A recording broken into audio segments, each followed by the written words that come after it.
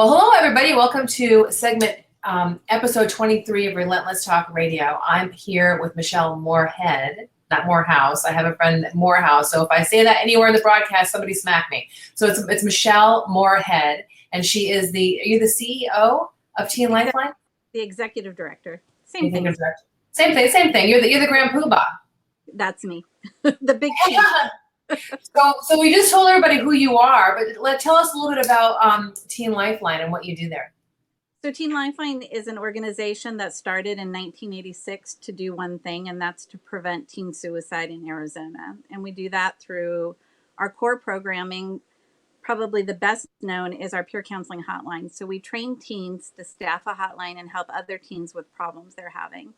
And they can call in and talk to a teen about really anything from 3 to 9 p.m. every day. And we have a text messaging service that goes along with that. So kids who don't feel comfortable calling can text in and talk to another teen about their problems. We also do prevention education in the community and schools. So that's where we will go out and train teachers, students, parents about what to look for if they're worried about their teen and how to get them help if they're thinking that they might be considering suicide. But also if their teen is struggling with things like depression, or they need help with coping skills, or they're going through grief and loss, we kind of cover all of those topics. And then finally, we do our training of our teen volunteers. So we have right now probably just under 100 teens who volunteer for us in various capacities. And over the past 33 years, we've trained over 2,000 teens. Wow. So all the counseling on the phone is done actually by teens. It is done by a teen. And they go through some extensive training, about 72 hours of initial training before they actually even take a call. And then they're supervised at all times by a master's level clinician so that they're never alone on a call. But the training they get is so good, and their ability to really relate to another teen is something that adults really can't do. So they're able to really kind of be there, listen, and provide that connection of hope for the other teen who's calling in, who's struggling with any kind of issue. So there's a couple things that are coming to mind. So I read your bio. You're kind of a rock star. I only interview rock stars on the show. Did you hear that? So you've actually been doing suicide prevention work for 39 years. And you have two sons that are 28 and 25. Are they still 28 and 25? So you've been doing suicide prevention for their entire life. And that kind of struck me because as you're raising your boys, you're teaching teens about teen suicide. Right. And more than that, we're teaching teens about the things that make them resilient to risk. So the things that make them be able to handle a bad situation and come out on the other side, being able to basically tackle whatever is in front of them. So a lot of what we do, both with our training with our volunteers, but also what we're doing out in the community, is about teaching kids how to be resilient, how it is, because we can't take away risk in the environment. We can't say, our kids will never come up against something that's going to be hard for them, that's going to hurt them. But what we can teach them is how do they cope? How do they learn to make good decisions and use problem-solving skills so that they can come out on the other side saying, okay, I made it through and I'm doing all right and I'm ready for whatever's next. So when I heard, first of all, how you and I ended up meeting is very serendipitous. Bill Woodard, who's the guy that does your PR, happened to come to my BNI chapter the day before, one or the other. The email went out from Kristen Merrifield from the Alliance of Arizona Nonprofits, right, asking for nonprofits that might be interested in this project. So he came up to me and he said, I don't know why I have to meet you, but I have a feeling that you and I need to have a one-on-one. Yeah. And I thought, wow, isn't that interesting? When he emailed me, the two of us were like, wow.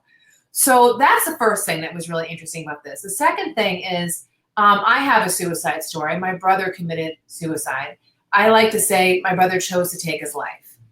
So the work that you're doing is super duper important. I understand it from a very personal perspective, from being a survivor of suicide in my family and watching what my parents went through. It's super duper duper duper important that people have people to reach out to. In fact, my brother did reach out to a psychiatrist hours before his death and reached out, and that psychiatrist said that he was faking. And oh, wow.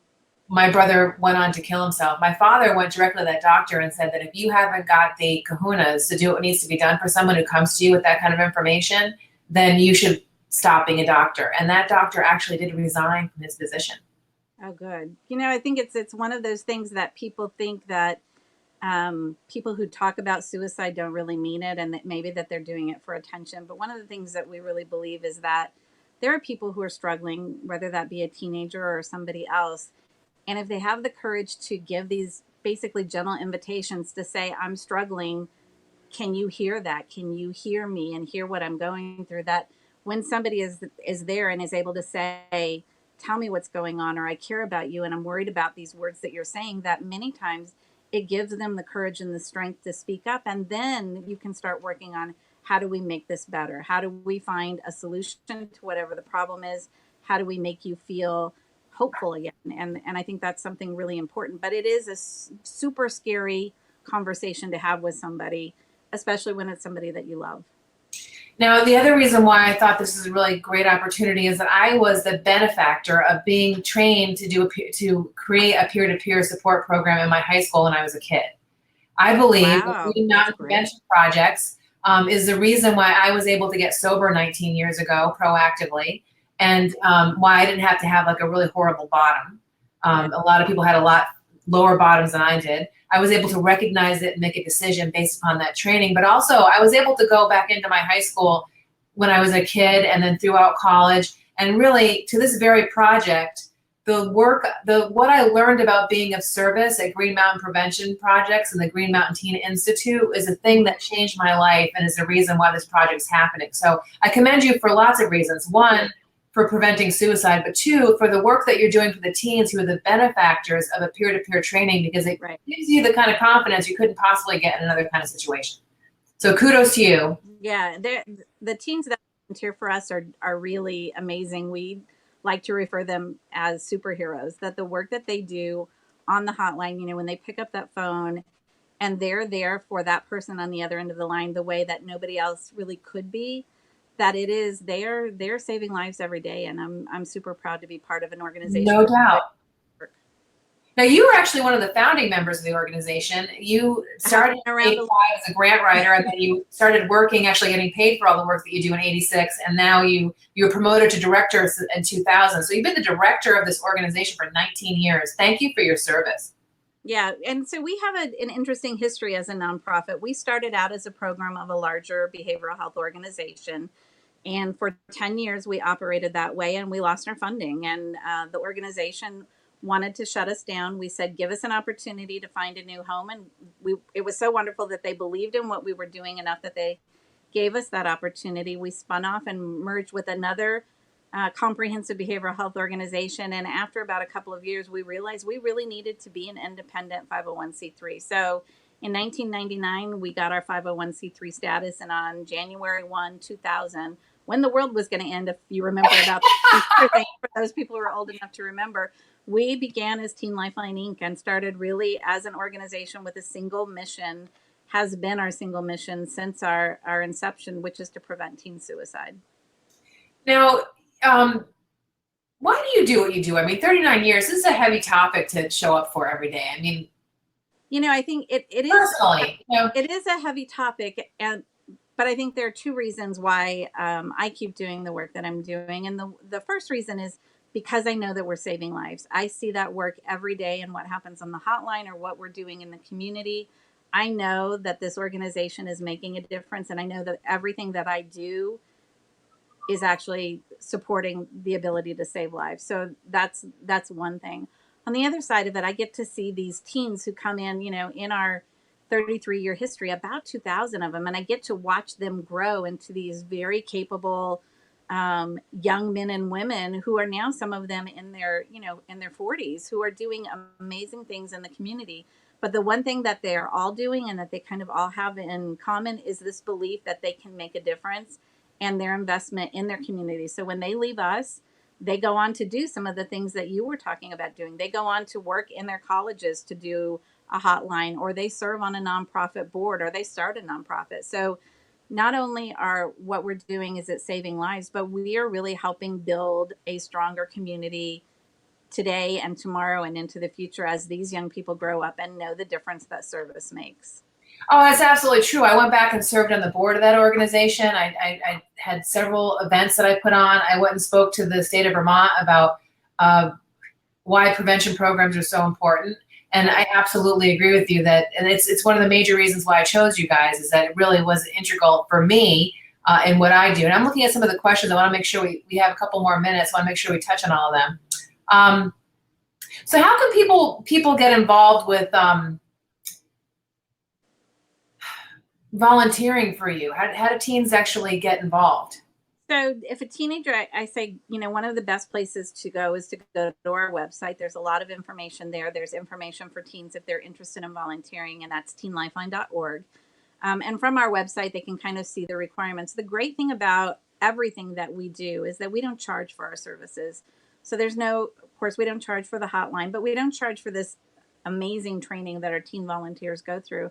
But we also don't charge for any of the prevention education that we're doing out in the community, which is very important. In Arizona, a bill was just signed on May 9th that will require teachers, educators, those who work directly with youth grades 6 through 12 to have suicide prevention education. So when we're in the classrooms and we're telling students, you should talk to an adult you trust, somebody at this campus, what we found was they didn't know what to do if a kid came forward. So this legislation was super important in that it is providing a necessary requirement. Problem is that there was no funding for that. So organizations like Teen Lifeline become really important because we know schools don't have the money to pay for these services. And so our ability to say, this is our mission, this is what we do, and we're going to do that for you at no charge to make sure that your teachers know what to say. So that's another way we're saving lives, is training, adults to recognize and respond to suicide risk. Which is another reason why I chose you guys, because I love that the state of Arizona, in their wisdom, put this in place, right? But the fact that it's $100,000 per school, which is real money, it's a 6-figure income. That's more than most people. It's more than 4 people in the poverty zone make a year. Right. You have to come up with the cash. So if you were to actually win the Art of Fearless Giving Back spot, and we were to have the auction, and the money from the auctioning off my paintings, anything over and above the value of the painting is going directly to your charity. And so, my goal for this project ultimately is to write $1 million check. Wow. I don't know. I mean, it's a crazy goal. I mean, this year is my first year with that crazy goal. I would love to hit my goal the first year. Nothing would make me happier than write you $1 million check, because that would be, 10 schools that we could basically take care of 10 schools. So when people are watching this video, they need to watch it, share it, like it, comment on it, okay? It's also going to be on YouTube, on my YouTube channel. They can Google Relentless Talk Radio YouTube, and that will come up. Or they can go to relentlesstalkradio.com and click on a link, and it'll come up. I'm going to share the YouTube video with you. So they can watch it on Facebook Live. They can watch it on YouTube, and like, share, and comment. So the worst thing that happens in this project is that we get to raise some awareness about what you're doing and what kinds of things you need help with. The best thing that happens is that you guys win the spot and I write you $1 million check. I mean, or more. I mean, wouldn't that be fantastic? Yeah, it would be awesome. The awareness piece is great. The money would be awesome to be able to allow us to train more people. So yeah, the more people who know, the more suicides we can prevent. The way I look at it is this project is already successful because you and I have had this conversation. Right. And just this video will get at least 1,500 to 3,000 views. That's what my viewing rate on videos like this is. Mm-hmm.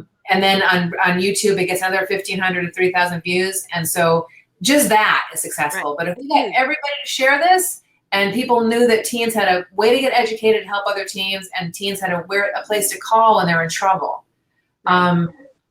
It's my brother's been gone 32 years. He took his life in 1982 in my parents' dream house.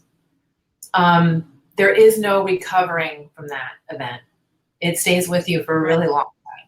Forever. So if I can prevent one person from going through what my family has go through, if I can prevent one mother from holding their child with a gunshot wound to the head, then this will have been a success. So in my opinion, someone will have watched this video and they will call, and that event will be prevented in their life. So thank you so much for coming on. And I wish you the best of luck in winning the spot. And thank you so much for the work that you're doing in the community and God bless you, and keep going. Thanks so much. Take care. Have a good day. And we have 2 more segments today. We're going to be talking with Stephanie Nifkin. She has like KN like knife, right? Nifkin. She's a singer-songwriter, a good friend of mine. And then after that is Jeremiah Rosenthal. He's the owner of Green Bins, and he's the guy that helped me move into my apartment. So we're going to talk to those 2 entrepreneurs and musicians next. So thanks so much, and we'll see you later. All right, thanks.